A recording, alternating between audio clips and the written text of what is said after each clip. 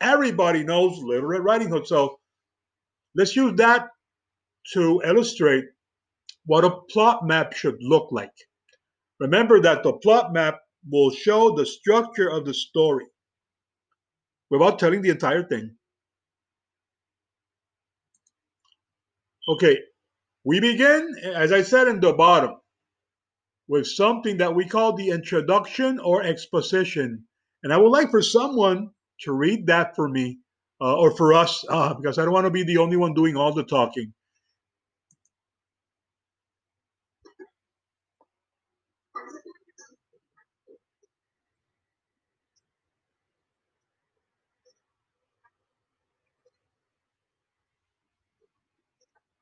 Thank you. Fantastic. Great job. Um, you probably noticed that it went right to the point. And when you did your work, when you did your plot map, you were supposed to begin with a caption or a box where you had the exposition. What information goes there? You cannot write whatever you want there. What goes there is very specific information, and I discussed that in the last class. What goes there is the when and the where, the setting. And what are we saying here? That the story is taking place once upon a time, where? In a land far away. So we have the setting. We already stated that. And the next element that goes there is the who or the character that has to solve the conflict. And that's Little Red Riding Hood. And then we're stating what the conflict is. What's the conflict? Well, she has to take food to grandma, but she has to go through a very dangerous place. And the most dangerous dude in that place, the forest, who happens to be the wolf, heard it. So we laid everything that we had to lay out there. The information that has to be there is all there. Okay? So once you have that, you know that we have something called complication erasing action. And there we have another caption. So the conflict is going to get worse, it's going to increase. Who would like to read that for us?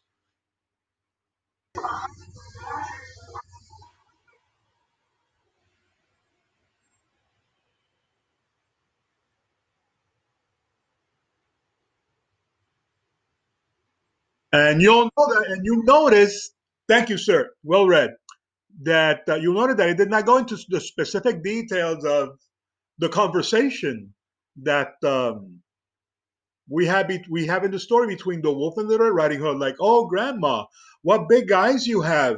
Oh, what big nose you have! And what big ears you have! And what big teeth you have! That's not there because that's not necessary. I boiled that down to the essential. The essential is what? That she was being fooled. That's all I'm saying. I don't have to say more because if you want to know more, then you have to read the story.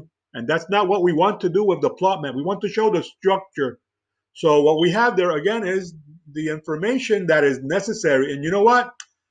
I'm looking at it and I'm wondering if I could have made that probably a little bit shorter. And I think that maybe, yes, maybe I could eliminate a couple of words out and make it even shorter and still preserve the information because we have to learn how to communicate things in a way that is economical, where we say the same thing, we're sharing the same information, but with little words, with less words.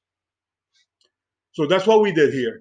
So this continues rising until there's a moment where it's going to peak. And we know that all stories peak in a moment that we call the climax. Who would like to read the climax? Mr. Garcia?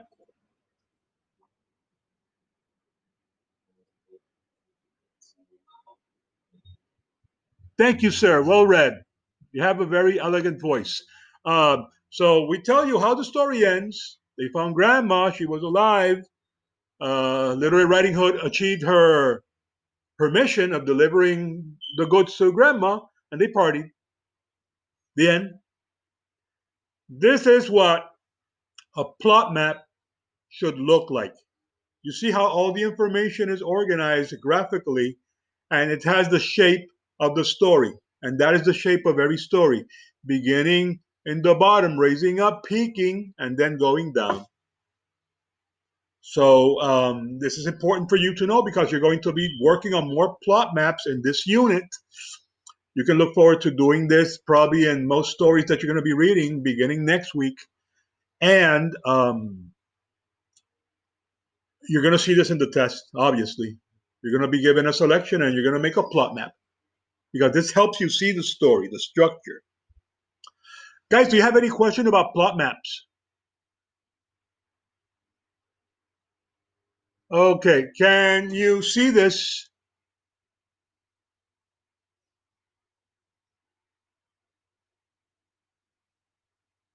Okay, all right. Today's lesson is titled Setting. And it's important to know setting, particularly when you're doing your book report, because that's one of the questions that you are asked when you're doing your book report. What is the setting of the story? And I don't know why this is probably the hardest one for some students, most students to grasp, which is something that has baffled me for decades because it is so simple. Um, I think that probably what confuses some people is that setting is not one single thing, but it's actually two different things, but that go together hand in hand, like peanut butter, like peanut butter and jelly. I mean, you can't separate them. But we'll talk about that in a moment. So let's see what setting is. Before we see what setting is, uh, there are some very famous settings in literature.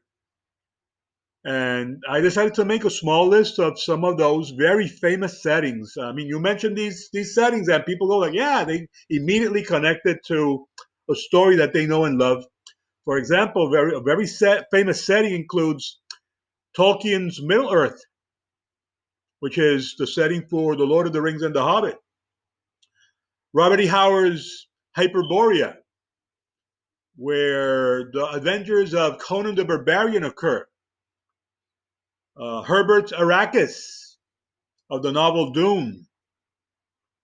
Lewis's Narnia, the famous Chronicles of Narnia, right?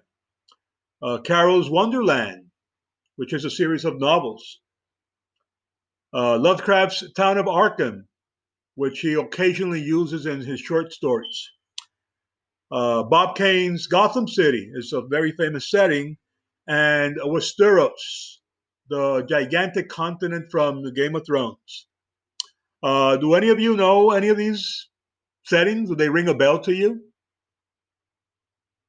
You've probably visited one of these places, not because you actually went there, but because you read a book and the description was so vivid that you feel like you were there. Like in my case, when I read The Lord of the Rings back in the 1980s for the first time, and I visited Middle Earth, and then in the early 2000s, the movies came out. Um, it was a totally different experience. As much as I enjoyed the movies, they are not like a book because a book can do things that movies cannot do.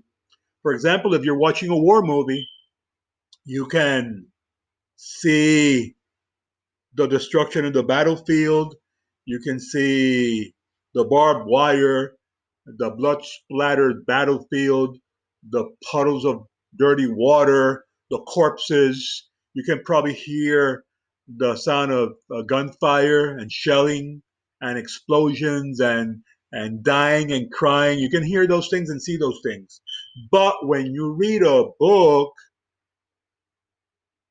you are immersed in not only the sights and the sounds, but also you're immersed in the smells. You're immersed in the feelings. You're immersed in the flavors.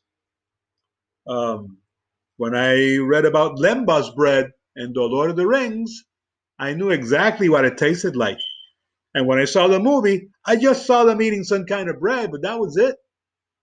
Some of you that have read the Harry Potter novels probably have a very good idea of what butterbeer tasted like.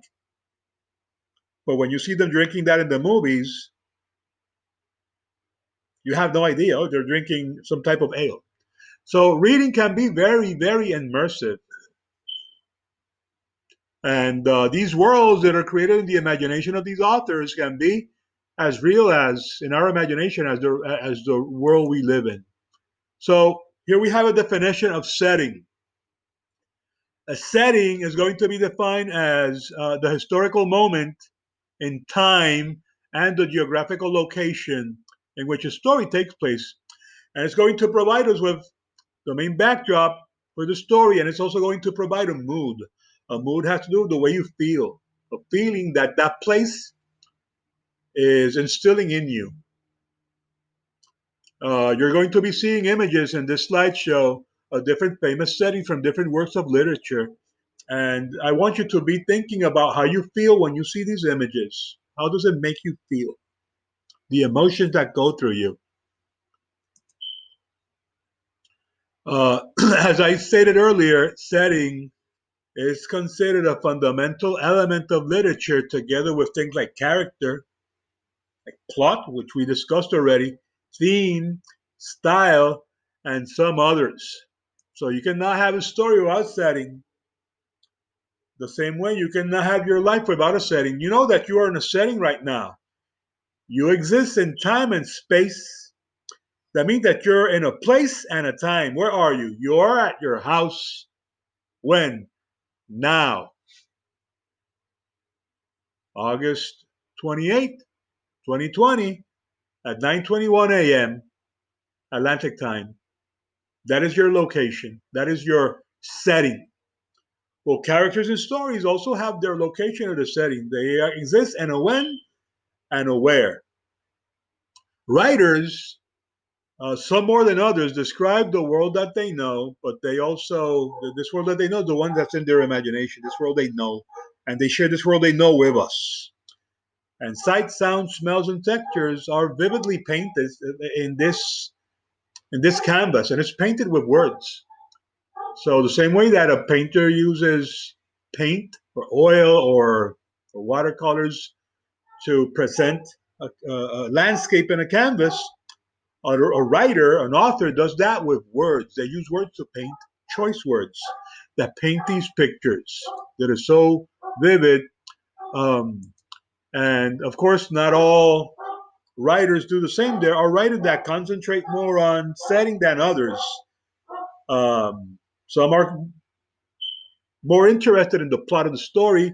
Other authors are more interested in characterization, but others take their time to present the setting, this place where the story is taking place, and you feel like you're actually in that place. It becomes very vivid in your mind. I don't know if you have experienced this. Social conditions, historical time, the geographical locations, weather, the immediate surroundings, and timing are aspects that we find in setting, but the three important components of setting are the social environment, the place, and the time. I already spoke about the time. I already spoke about the place. Let me stop here for a moment to talk about the social environment. If we were going to write a story about ourselves, about you and me, uh, the time we said that is August in 2020 in the morning or the beginning of the 21st century, if that works out for you. And we know that the setting is, the place in the setting is Puerto Rico. But what would the social environment be? How would you describe it? How is the social environment here in Puerto Rico? Well, the way I would describe it would be we have poor people that make the bulk of our society. We have a few people that are comfortable and we call them middle class. And we have even less people that are super comfortably financially and we call them rich. That would be the social environment. But another story, they have other hierarchies and other social structures and they will present to you that way. So that's what you find in the setting. Remember, the setting will always be the when and the where. So when you're doing your book report, don't forget to mention both things because sometimes students make the mistake of mentioning one and that will be incorrect. The setting is created with language, with very, very, very vivid language that appeals to the senses. sensorial language, language that alludes to the sense of smell, the sense of sight, the sense of sound, the sense of touch, and processing that through their imagination. They create these very vivid worlds that they allow us to visit. Sometimes a setting can be so vivid that they become like a character themselves. There are two main types of setting. One is the backdrop setting, and the other one is the integral setting. The backdrop setting is the kind of setting where that's not really important in the story. It's like, the story can take place in Puerto Rico, and it can also take place in France, and it can take place in China, and the story really is not going to change because it really doesn't matter. That's a backdrop setting. But some authors do a type of setting that is much more interesting and much more uh, integral to the story. That's the one that we're going to call an integral setting. Like, for example, in this case, you're seeing Narnia there. And what happened in the Chronicles of Narnia, could that have happened somewhere else? I don't think so. I don't think so because Narnia is a very unique place in fiction. There might be some similarities with other settings, but it's not the same. It's very unique. So what happened here could have happened in Washington D.C. You cannot have the witch, the wardrobe, and the lion. No, the lion, the witch, and the wardrobe. That's the Chronicles of Narnia, the first novel. You cannot have that happening in Washington D.C. or in Brooklyn or in Honolulu, Hawaii. It had to happen in Narnia. That's why this setting is called integral. It can only happen there. It can happen. It cannot happen in any other place. In this presentation, you're also going to see some explorations of a novel called The Heart of Darkness, but I'm going to let you read that. I'm not going to go into that. I want to finish by describing the functions of setting. It has an immense effect on the plot and the characters. What your environment has an effect on you. So the environment where the characters find themselves is going to have an impact on them.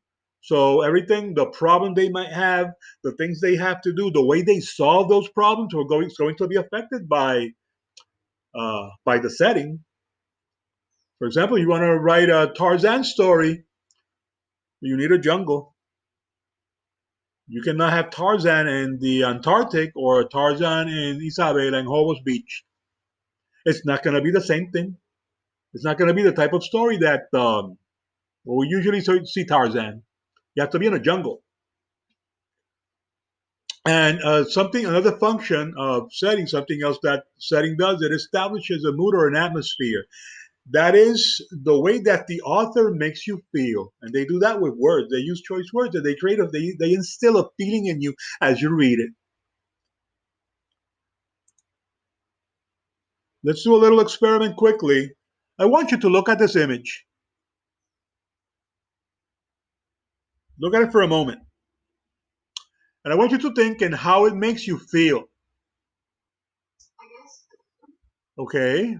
So you get a positive vibe. I don't know. I look at this, I feel peaceful. I feel relaxed. I feel chill. Um, I feel very good when I see this. I feel safe. But look at this image now. How did that make you feel? Is the feeling the same? Is the vibe the same?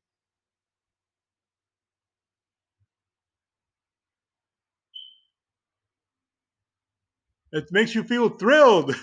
You're hardcore, man. Thrilled. Creepy, mysterious. I find this place to be scary. It makes me feel unsafe. That's not a place I would like to wander into. I would definitely not go there for a vacation. It looks dangerous. It is dark. It is bleak. It is dreary. It is ominous. Uh, I mean, look at the character where he's standing, surrounded by these uh, thorns and thickets, and the place looks like so dark and misty. You cannot see what's hiding in the mist. So, this is a very dangerous looking place. So the vibe that you get, the feeling that you get is different. So the same thing happens, guys, with settings, it creates and instills in the reader feelings. But the thing is that those feelings are not instilled with images, like in this case, they are instilled with words. And words can be that powerful. Words can make you feel. So, what's the homework that you have for today? And I remind you that you don't have to send it to me until further notice, but it needs to be done. I want you to think in a story or a movie or a TV show that is very dependent on setting, like a medical procedure or a police drama, something like can be anything really. I don't really care. I want you to name two and to discuss these two things in each one of them. You're going to discuss the characters and the setting and the atmosphere of that setting. What does that mean? How does the setting impact the characters? Let me give you an example to let you leave. I can give you, there was a TV show back in the late 90s called ER. What does ER stand for? Anybody? Emergency room. What happens in emergency rooms? I don't know if you've ever been to one. I've been to emergency rooms. And in emergency rooms, they are dealing where you have people, doctors and nurses, dealing with life and death situations. They bring in people that had car accidents. They have people. They bring people that suffered some type of traumatic health event, like a heart attack or a stroke. They bring people that were shot, that were attacked in some way. They were stabbed. All kinds of horrific situations are dealt with in an ER. How is the mood there? How's the atmosphere in a place like that? Happy, relax. You have people running at a frenetic pace. Bring this, bring that, the crash cart. He's defibrillating, blah, blah, blah. All that terminology that doctors use to state the condition of the person. And they're trying their darnest to make sure that person survives because that's their job. And sometimes they succeed, and I'm sure they feel happy. And sometimes they fail, and I'm sure they feel super sad when that happens.